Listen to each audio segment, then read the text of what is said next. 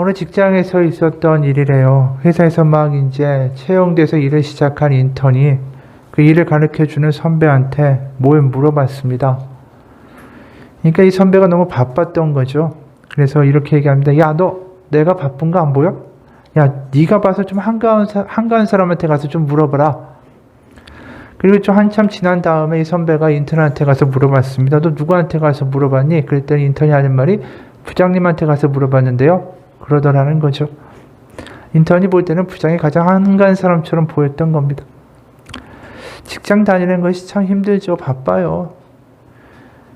이런 명절이 돼야 좀 쉴 수도 있고 또 고향에도 갈 수 있고 좀 여유가 생기는 거 아닌가 싶습니다. 추석은 잘 보내셨습니까? 아니 보내시고 계십니까? 오늘 본문에도 보면 이 쉼과 안식이다라는 이야기를 하고 있죠. 과연 안식일이 무엇인지 안식이 무엇인지 오늘 예수님 우리 가운데 분명하게 보여주고 계십니다. 안식일이다라면 이게 과연 뭘까부터 한번 살펴봐야겠죠. 창세기 보면 하나님이 천지를 창조하시고 나서 7번째 날에 쉬셨다. 그래서 그날을 거룩하게 구별되게 하셨다. 그게 안식일의 시작이에요. 성경에서 말하는 창세기 2장 1절에서 3절입니다. 천지와 만물이 다 이루어지니라. 하나님이 그가 하시던 일을 7째 날에 마치시니 그가 하시던 모든 일을 그치고 7째 날에 안식하시니라. 하나님이 그 7째 날을 복되게 하사 거룩하게 하셨으니 이는 하나님이 그 창조하시며 만드시던 모든 일을 마치시고 그날에 안식하셨음이니라. 그 하나님이 모든 천지를 창조하시고 7번째 날에 쉬셨다. 그래서 너희도 그날은 거룩하니 쉬라고 말씀하신 것이죠. 그래서 우리가 이 출애굽을 한 이스라엘 백성들에게 하나님이 여러 차례 그날을 분명히 구별돼서 철저하게 지키라고 여러 번 당부하시는 것을 우리가 보게 됩니다. 십계명에도 그래서 들어있잖아요. 안식일을 지키라는 말씀이. 그리고 모세 오경 율법에도 여러 차례 나오는데 그 중에 한 예를 소개하면 출애굽기 20장 8절에서 11절의 말씀입니다. 이렇게 말씀하세요. 안식일을 기억하여 거룩하게 지키라. 엿새 동안에 힘써 내 모든 일을 행할 것이나 7째 날은 내 하나님 여호와의 안식일인즉 너나 내 아들이나 내 딸이나 내 남종이나 내 여종이나 내 가축이나 내 문 안에 머무는 객이라도 아무 일도 하지 말라. 이는 엿새 동안에 나 여호와가 하늘과 땅과 바다와 그 가운데 모든 것을 만들고 7째 날에 쉬었음이라. 그러므로 나 여호와가 안식일을 복되게 하여 그날을 거룩하게 하였느니라. 창세기에서 하셨던 말씀을 다시 하시면서 그날 거룩하니까 아무 일도 하지 말고 쉬어야 된다라고 말씀하시는 거죠.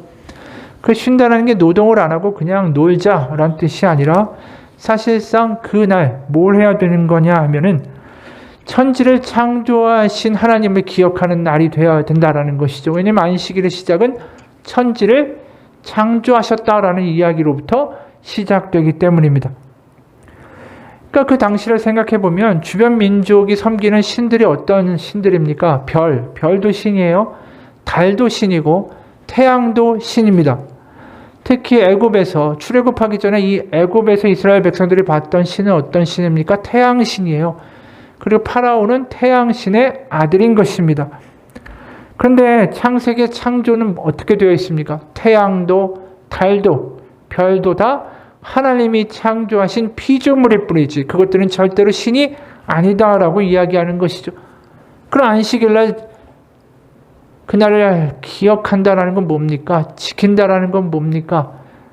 야, 세상에서 말하는 달, 별, 태양처럼 건 다 가짜고 바알 신도 가짜고 아스라도 가짜고 마르둑, 몰렉 다 가짜고 천지를 창조하신 하나님 그분만이 진짜 신이다라는 것을 기억하는 거죠. 그러니까 주변에서 살다 보면 별의별 얘기가 다 들릴 거 아니에요. 태양신에 대한 신화도 있고요.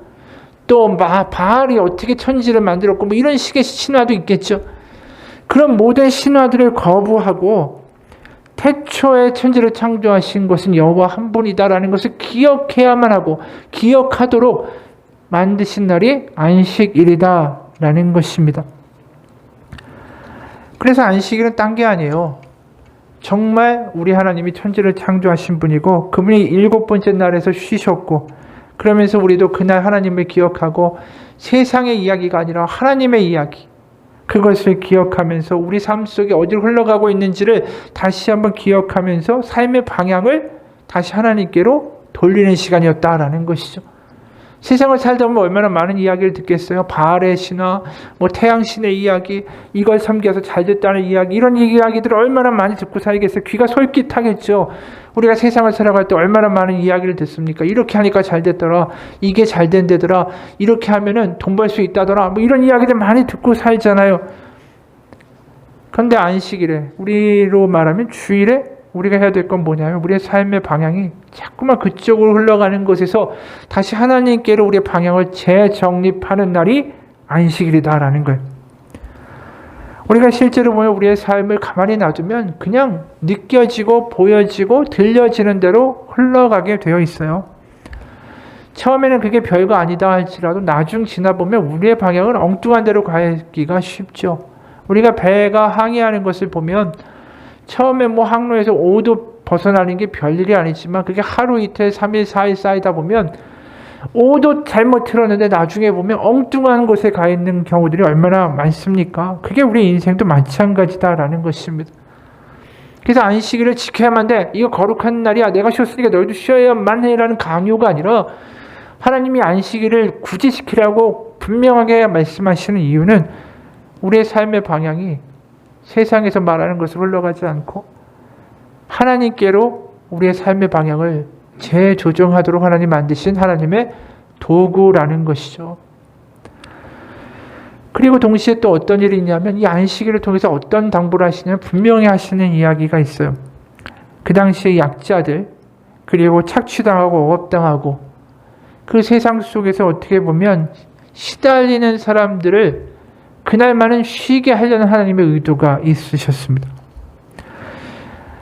그 당시에 그 종이나 약자들, 노예들 얼마나 부림받았습니까? 그들에게 쉬는 시간이 있었을까요? 아니죠. 세상의 논리와 경제의 논리를 따르면 어떻게든 일을 많이 시켜서 많은 소출을 만들어내는 게 세상의 지혜 아닙니까? 그러다 보니까 출애굽기 20장에 분명히 이런 이야기를 하세요. 내가 천지를 창조했으니까 너희도 쉬어야 돼 7번째 날에, 이렇게 말씀하시는 것뿐 아니라 거기에 굉장히 중요한 대목이 하나 끼어 있습니다. 아까 읽었던 출애굽기 20장의 10절이에요. 7째 날은 내 하나님 여호와의 안식일인즉 너나 내 아들이나 내 딸이나 내 남종이나 내 여종이나 내 가축이나 내 문 안에 머무는 객이라도 아무 일도 하지 말라. 그러니까 너 일하지 마가 아니라 너뿐이 아니라 중요한 건 뭐냐면 남종, 여종, 가축, 아들, 딸, 이건 어떤 존재들입니까? 그 당시에 가부장적 존재들이 자기 마음대로 할 수가 있었어요. 그 집안에 속한 모든 이들은 자기들이 얼마든지 명령으로 죽일 수도 있고 부릴 수도 있고 한 게 고대의 보통 일반적인 생활이었어요. 다 약자들이라는 것이죠. 그런데 쉬게 해야 된다라는 거예요. 하나님의 마음이 어디가 있는 거예요? 약자. 자기가 쉬고 싶어도 쉴 수 없고 세상의 논리에 따라서 일하도록 만들어져 있는 그 사람들에게 하나님이 쉬는 것을 만들어주고 싶어 하신다라는 게 이 안식일에 드러나 있는 것이죠. 특히 신명기 5장 14절에는 더 분명하고 더 길게 그 목록이 나와 있어요. 휴식의 대상에 안식일인즉 너나 네 아들이나 네 딸이나 내 남종이나 내 여종이나, 여기까지 똑같은데 그 다음에 내 소나 내 나귀나 내 모든 가축이나, 소나 나귀까지 다 쉬어야 된다라고까지 명령하고 계시다라는 것입니다.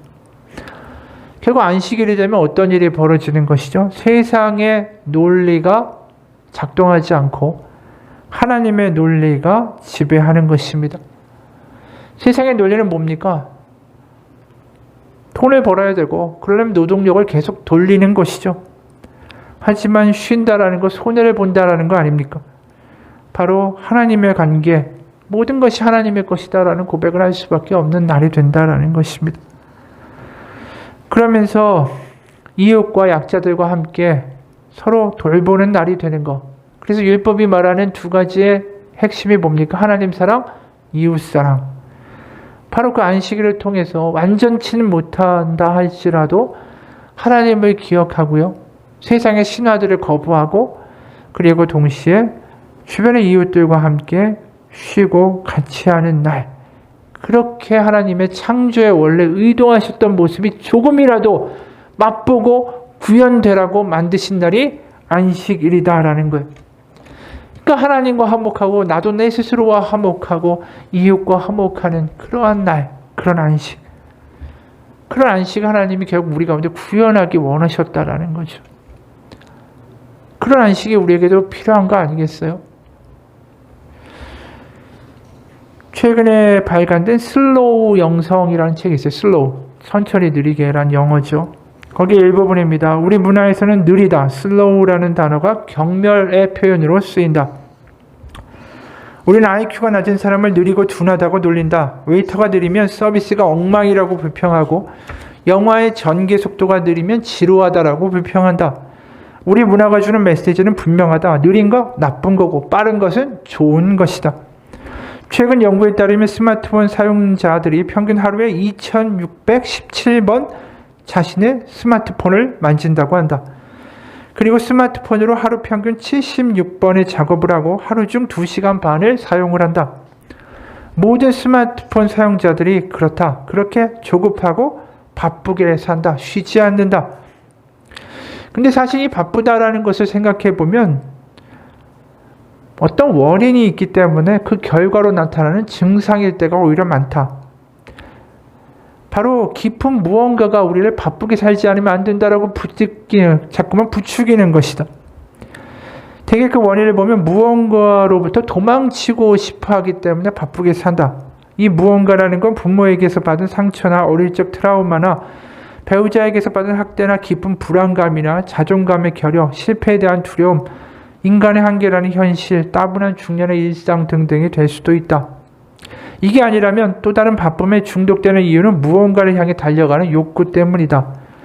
여기서 무언가는 승진이나 물건을 구매하거나 여권에 찍힌 스탬프, 여행, 새로운 자극 등이 될 수 있다. 세상에 줄 수 없는 것, 즉 자존감과 사랑과 환영받는 느낌을 쫓아서 너무나도 바쁘게 엉뚱한 것으로 달려가고 있다. 그래서 가장 큰 문제가 생기는데 그건 예수님을 따르기에는 현대인들의 생활이 너무 바쁘다라는 것이다. 내가 목사로서 예수님과 동행하는 삶을 이야기할 때마다 똑같은 말들이 들려온다. 다 좋은데요. 그럴 시간이 없어요. 공부하느라 시간이 없어요. 일이 바빠서 시간이 없어요. 아직 아이들이 어려서 힘드네요. 요즘 운동하느라 정신이 없네요. 제가 워낙 부지런히 움직이는 걸 좋아해서요. 솔직히 이거 다 변명이다. 당신한테 조심스럽게 묻고 싶다. 정말 그런가요? 하루에 텔레비전은 몇 시간 보시나요? 이런 이야기를 하면 되게 분위기가 더 어색해지기 마련이다. 또 인터넷이나 소셜미디어에는 얼마나 많은 시간을 할애하시죠? 쇼핑에는. 실제로 일주일 동안 시간을 어떻게 사용하는지 기록해 보길 바란다. 그렇게 하면 당신이 쓸데없는 것들에 얼마나 많은 시간을 허비하는지 충격을 받을 것이다. 믿음은 다른 것이 아니다.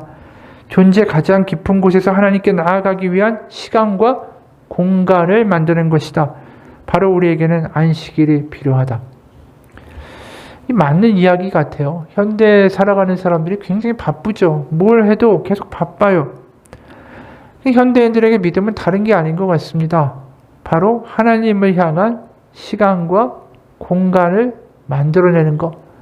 그거 자체가 어느 순간 이제는 믿음이 되어버린 것 같습니다. 워낙 놓을 게 많고요. 워낙 유혹할 게 많고요. 아이들이나 젊은 사람들 보면 심지어 마트에서도 핸드폰 들고 게임하지 않습니까? 인생을 그렇게 유혹하며 써버리라고 우리 가운데 자꾸만 부추기는 것들이 너무나도 많아요. 근데 그렇게 살면 뭐가 제대로 됩니까? 그렇게 한다고 문제가 해결되고 그렇게 한다고 우리 허전함이 해결됩니까? 도대체 우리의 삶이 어느 방향으로 가고 있는지 생각해 볼 시간이 우리 가운데 분명히 필요하다라는 것이죠. 그게 안식일이다라는 거예요. 우리 모두에게는 안식일이 필요해요. 그래서 삶 가운데 하나님의 공간을 만들어내는 것이 분명히 있어야 한다라는 것이죠. 그럼 안식하는 안식일을 만든다라는 게 도대체 뭘까요? 우리가 일하지 않고 그날을 특별하게 지정을 한다라는 의미일까요? 어떤 규칙일까요? 그날은 스마트폰을 하지 않겠다. 그날은 텔레비를 보지 않겠다. 이런 결단과 어떤 규칙일까요? 사실 규칙이 안식일은 아니죠.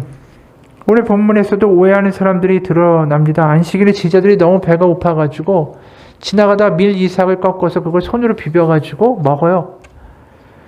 그걸 바리새인들이 보고서 지적합니다. 그거 안식일에 타작하는 행위니까 일이다. 그러니까 안식일에 일하지 말라고 그랬는데 일한 거야 라고 지적하는 거죠. 실제로 그 당시에 이 랍비나 바리새인들이 율법을 해석하면서 안식일날 일하지 말라는 하나님의 말씀을 구체적으로 삶 가운데 행하려면 다음과 같은 것들을 하면 안 된다 하면서 39가지를 노동으로 규정을 합니다.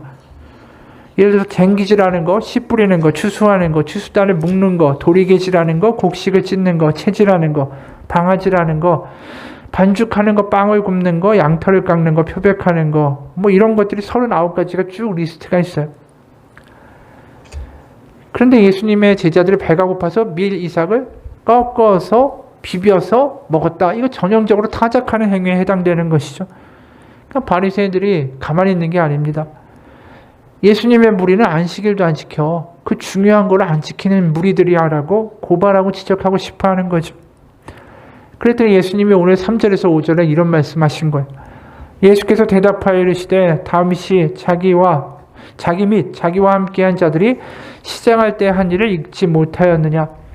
그가 하나님의 전에 들어가서 다만 제사장 외에는 먹어서는 안 되는 진설병을 먹고 함께한 자들에게도 주지 아니하였느냐.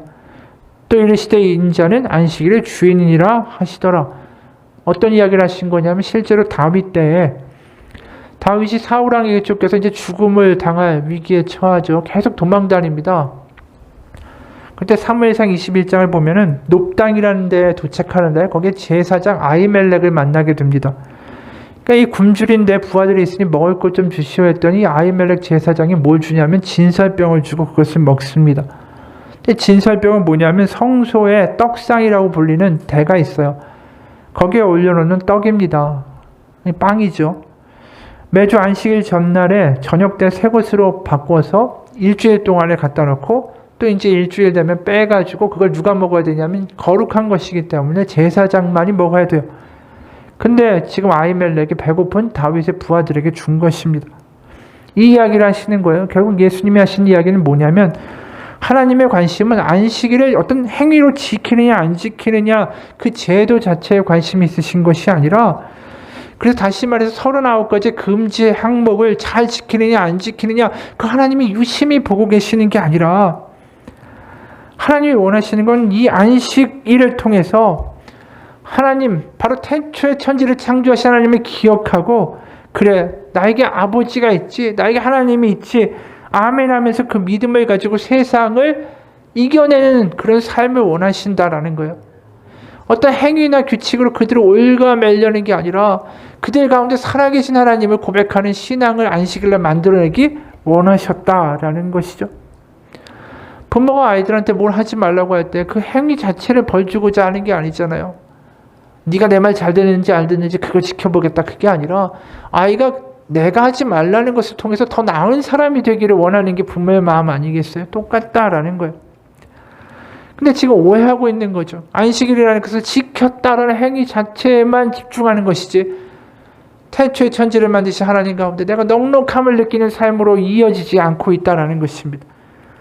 미국의 어느 부부가 겪은 일이래요. 그 부부가 호숫가에 조그만 집을 짓고 있었어요.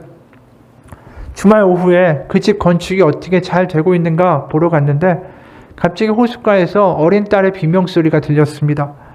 딸이 40cm 정도 되는 아주 독사에게 물려버린 거예요. 전화도 없고 앰뷸런스도 부를 수가 없고 시간은 촉박하고 급한 마음에 딸을 팔에 들쳐업고 차에 올라타서 무작정 가까운 병원으로 총알같이 달리기 시작했습니다.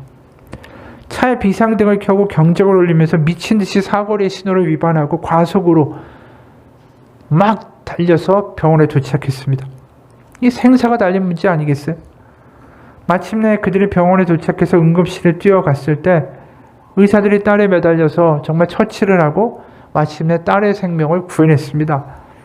그런데 아버지가 응급실 바깥으로 숨을 돌리려고 나왔을 때 경찰관 한 사람이 과속과 신호 위반과 무단 차선 변경, 난폭 운전 등등의 교통딱지 한 다발을 들고서 서 있었어요. 그리고 아버지는 교통경찰관에게 면허정지를 당했습니다. 이게 율법주의라는 거예요. 지금 경찰관은 법을 지켰을 뿐이고 당신이 어겼으니까 그거에 대한 벌을 받아야 된다라고 하지만 법의 근본적인 정신은 뭡니까? 생명을 보존하는 게 법의 근본적인 목적 아니겠어요? 예수님의 말씀도 마찬가지예요. 했냐 안 했느냐의 문제가 아니라 그 안에 하나님이 살아계시는 삶을 살고 있는가? 그래서 너희가 안식하고 있는가? 그 안식이 이루어지길 원한다. 그게 아버지의 본 마음이다라는 것이죠. 그래서 그 마음 가운데 안식이 이루어져서 하나님이 천지를 창조하셨고 그분이 내 아버지고 그게 믿어지기 때문에 내가 노동하지 않고 일하지 않고 하나님 바라볼 수 있고 또 그 마음의 여유에서 이웃과 같이 지낼 수 있는 삶이 구현되는 거, 그게 아버지가 원하시는 안식일의 목표라는 것이죠. 그렇기 때문에 6절 이하에 보면 예수님이 안식일에 뭘 하셔야 되겠어요? 회당에서 딱 보시는데 손이 오그라든 사람을 발견하십니다. 오른손이. 그리고 그를 고쳐주시죠. 그러다 7절에서 어떤 반응이 있냐면 서기관과 바리새인들이 예수를 고발할 증거를 찾으려 하여 안식일에 병을 고치시는가 엿보니 라고 기록되어 있습니다. 예수님 그거에 상관없으세요. 안식일이 뭔지를 예수님은 분명히 보여주고 싶어 하시기 때문에 그리고 그를 고치시죠. 그러면서 안식일의 진정한 목표가 무엇이냐? 그게 9절입니다. 예수께서 그들에게 이르시되 내가 너희에게 묻노니 안식일에 선을 행하는 것과 악을 행하는 것, 생명을 구하는 것과 죽이는 것 어느 것이 옳으냐? 바로 안식일은 뭐가 목표입니까? 생명을 주는 것, 그리고 선을 행하는 것. 그게 하나님이 안식일을 만드신 목적이다라는 것입니다. 바로 하나님이 우리 가운데 선한 일을 이루시고 생명을 주시고 회복시키시려는 게 안식일의 목표고 그게 지금 예수님의 마음이다라는 거예요. 결국 이 환자를, 이 병자를 고치시는 거, 이게 결국 뭡니까? 안식을 그 삶 가운데 만들어내고 싶어 하신다라는 거죠. 이 병자가 낫는다라는 건 결국 뭡니까? 안식이 회복되는 것과 동시에 창조 때 하나님이 세상을 창조하시고 매번 뭐라고 말씀하셨죠? 보시기에 좋았더라. 보시기에 좋았더라. 그게 계속 반복돼요. 바로 다시 망가졌던 그들의 삶 가운데 하나님이 회복시키시고 생명 주셔서 안식과 새로운 창조를 다시 만들어내고자 하신 하나님의 모습이 여기서 예수님을 통해서 드러난다라는 거죠. 그 일을 하시는데 주변에서 뭐라고 하는 게 예수님한테 전혀 개의치 않는 거예요. 왜요? 하나님의 마음은 어떻게든 그들 가운데 생명 주고 살리고 회복시키시는 게 하나님 아버지의 본 뜻이기 때문입니다. 우리 주일 예배에서 경험해야 될 게 뭡니까? 바로 그 안식이라는 거예요. 안식. 다시 아까 이야기로 들어가면 안식일의 목표가 뭡니까? 참된 안식은 어디서부터 시작할 수 있을까요? 창세기 1장 1절을 믿는 믿음에서 시작합니다. 태초에 하나님이 천지를 창조하시니라. 창세기 1장 1절이 정말로 믿어지면 성경 나머지는 다 믿어집니다. 바로 그게 믿어질 때에 안식일이 시작되는 거예요. 그게 믿어질 때에 안식이 우리 가운데 일어나는 거예요. 태초에 천지를 창조하신 하나님이 내 아버지시지. 정말 하나님을 뜨겁게 믿는 한 여인이 있었어요. 그러다 어느 날 그녀가 우물에서 물을 깃다가 보석을 발견했어요. 그때 슬픔이 가득하고 지친 삶을 살던 친구가 그녀의 집을 방문했습니다. 이 가난한 친구가 그녀가 참 살면서 하나님 안에서 너무 기뻐하면서 살아가는 게 너무 신기한 거예요. 그리고 또 우물에서 보석을 발견했다라는 이야기도 듣게 됐어요. 그래서 보석을 찾았다, 구했다라는 이야기를 들으니까 이 친구가 너무 부러운 거죠.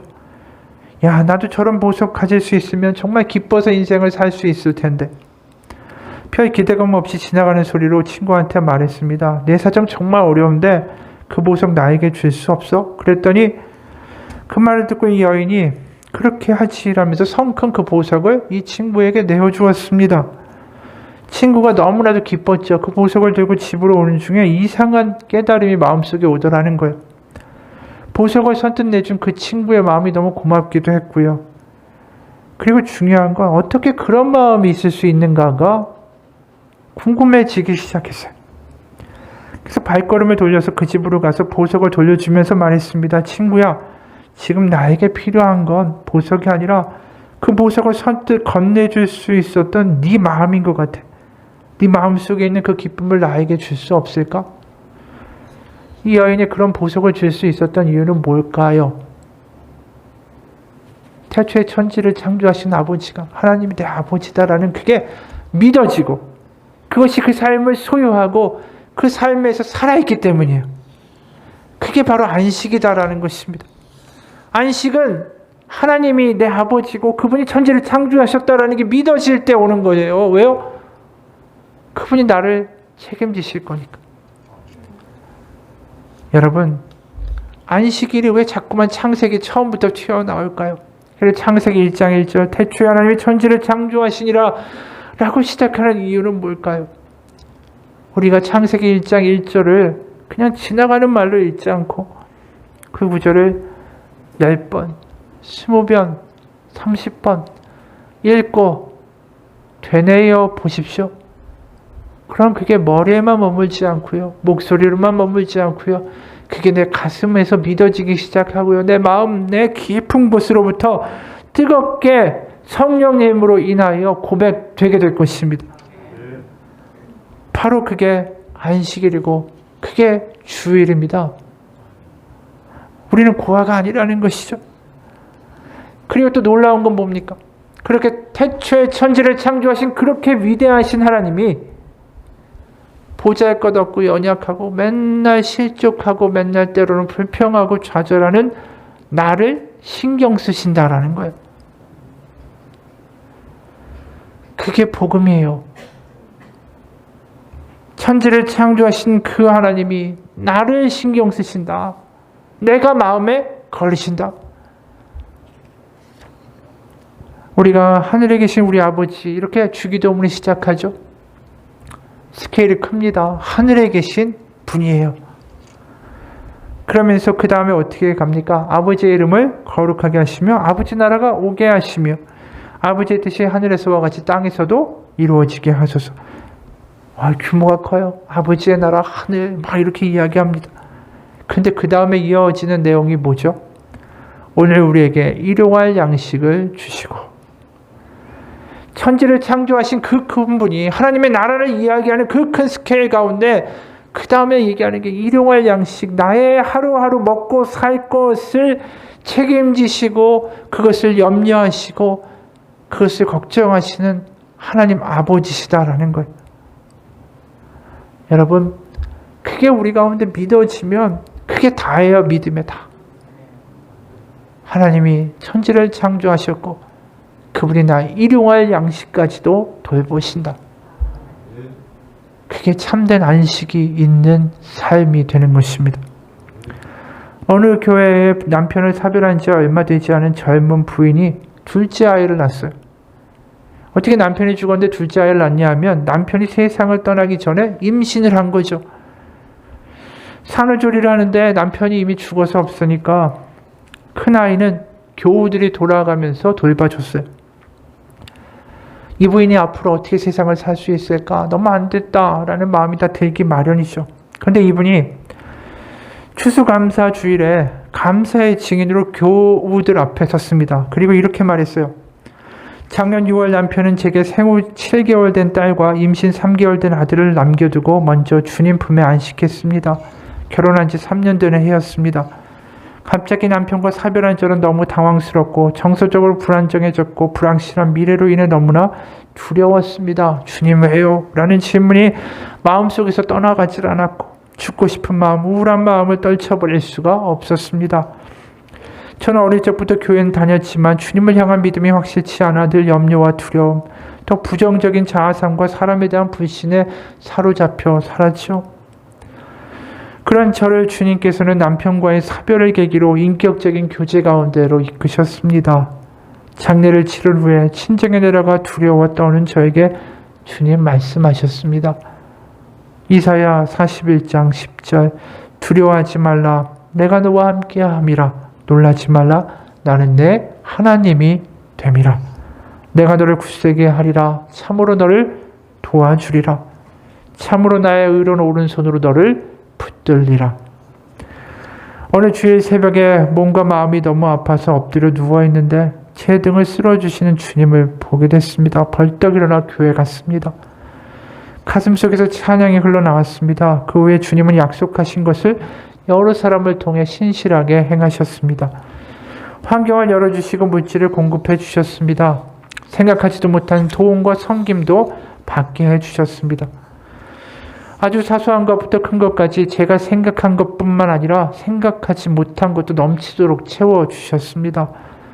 그것을 통해서 저는 주님의 사랑을 귀로 듣고 머리로 안 것에 그치지 않고 눈으로 보고 손으로 만지고 마음으로도 느낄 수 있게 됐습니다.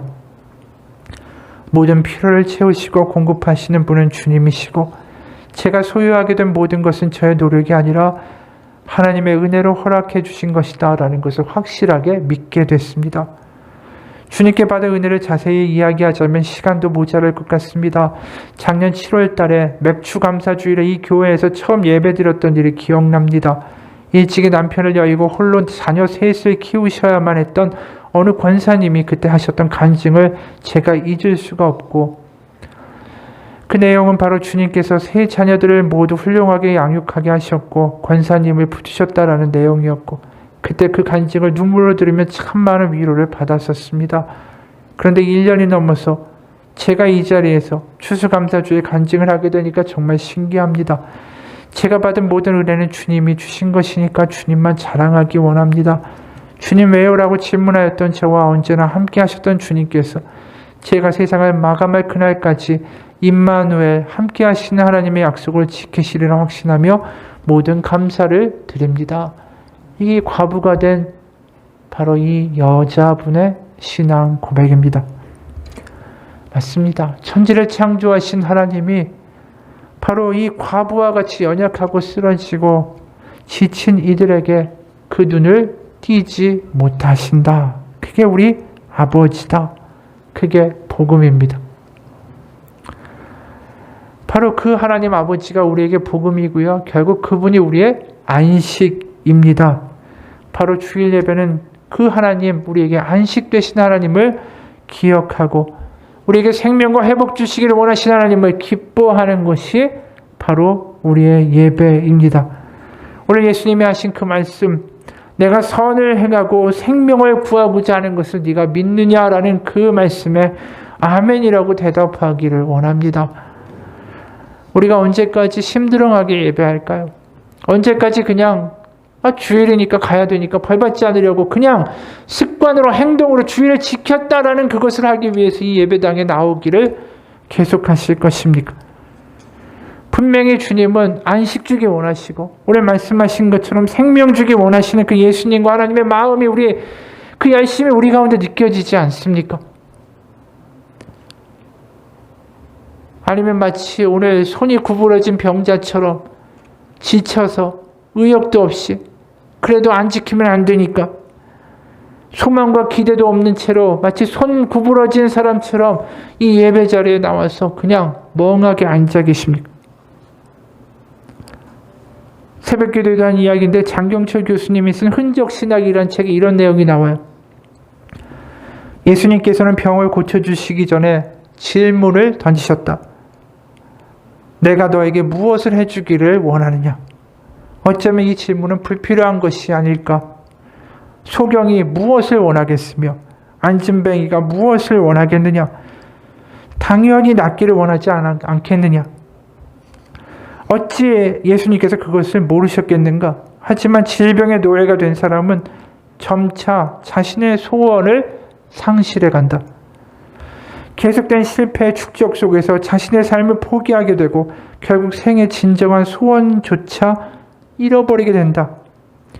실패와 좌절의 노예가 될 때 질병은 운명이 되고 오늘은 바꿀 수 없는 냉혹한 현실이 되고 만다. 이제 희망은 사라지고 소원마저 병들게 된다. 손과 발, 눈과 귀가 병드는 게 아니라 마음 깊은 곳에 소원이 병이 든다. 무서운 말이죠. 우리가 삶에서 지치고 낙담되고 아프고 병들고 이러다 보면 몸이 병든 게 문제가 아니라 마음이 병들고 소원과 뭘 바라는 기대마저도 다 죽어버린다라는 거예요. 이게 손이 구부러진 사람이 회당에 나와 있는 모습 아니겠어요? 오늘 본문을 보면서 손이 구부러져서 그렇게 회당에 나와 있는 사람의 모습이 우리의 모습이 되지 않았으면 좋겠습니다. 코로나라는 시기를 지나면서 어느덧 소원도 희망도 기쁨도 생명도 잃어버린 채로 예배에 나와서 그렇게 앉아있는 모습이 되지 않기 원합니다. 오늘 본문에 보면 그래서 예수님이 이 사람 얼마든지 그냥 내가 너를 고쳐주리라 나을지어다라고 말씀하시면 되는데 굳이 이렇게 행동하셨어요. 8절에 보면 천만은 사람에게 이르시되 일어나 한가운데 서라 하시니 그가 일어나 서거늘. 굳이 일어나서 서라고 말씀하시죠. 우리에게도 하나님이 하시는 말씀이 있습니다. 넘어지고 쓰러지고 지쳤으면 우리 예배에 와서 일어서야 되는 거예요. 손이 구부러진 사람에게 하시는 이야기가 아니라 이 생명 주고 회복 원하시는 하나님이 우리에게 요구하시는 거죠. 믿음을 갖고 마음에 병이 들었다면 그 병을 이기고 이 자리에서 일어서라는 것입니다. 왜 하나님이 열심히 있어요? 그리고 우리 아버지는 천지를 창조하신 하나님 아버지입니다. 나를 살리시고 회복시키고 안식 주기 원하는 하나님이 우리 아버지심을 믿으시기 바랍니다. 마태복음 11장에 뭐라고 말씀하세요? 수고롭고 무겁고 짐진 자들아 내게로 오라 내가 너희를 쉬게 하리라. 예수님이 우리 가운데 오신 목표는 뭡니까? 안식 주기 원하시는 것입니다. 안식은 어떻게 옵니까? 태초에 천지를 만드신 하나님 아버지가 내 아버지라는 그것이 믿어질 때 오는 것이죠. 그 일을 이루기 위하여 예수님이 이 땅에 오신 것입니다.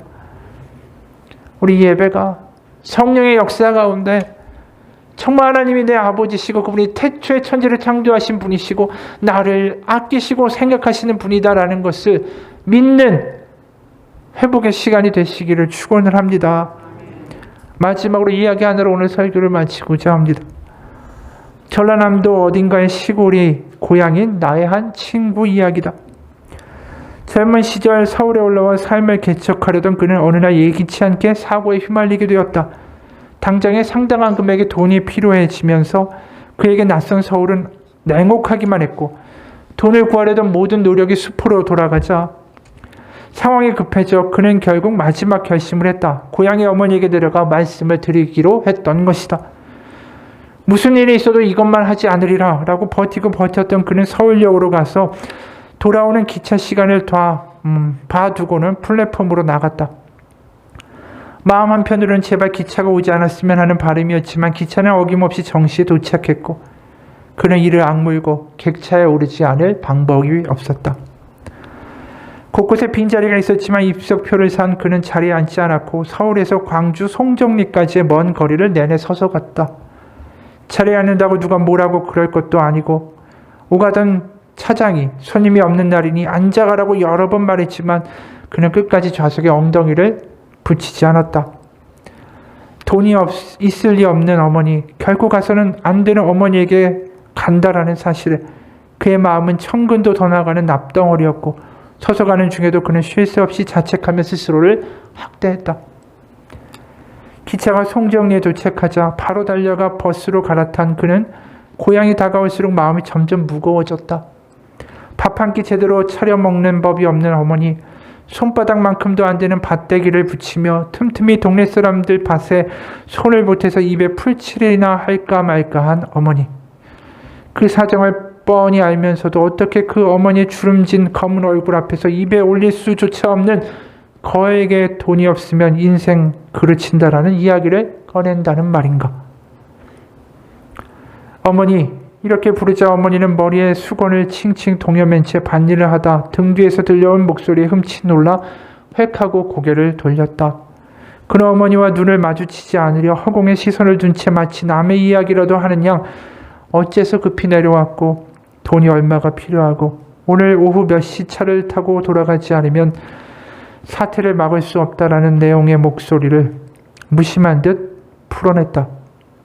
그렇게 해서 허공에 힘든 눈길을 두었던 그가 이야기를 마치고 고개를 제자리에 돌렸을 때 그의 눈동자에 맺힌 것은 어머니의 모습이 아니었다. 텅 빈 벌판 그리고 여기저기 덩어리진 진흙 더미 사이로 난 조그만 맨발 자국이었다. 어머니는 그야말로 쏜살같이 동네를 향해 달려가 보려 그의 시야에 잡히지 않았던 것이었다.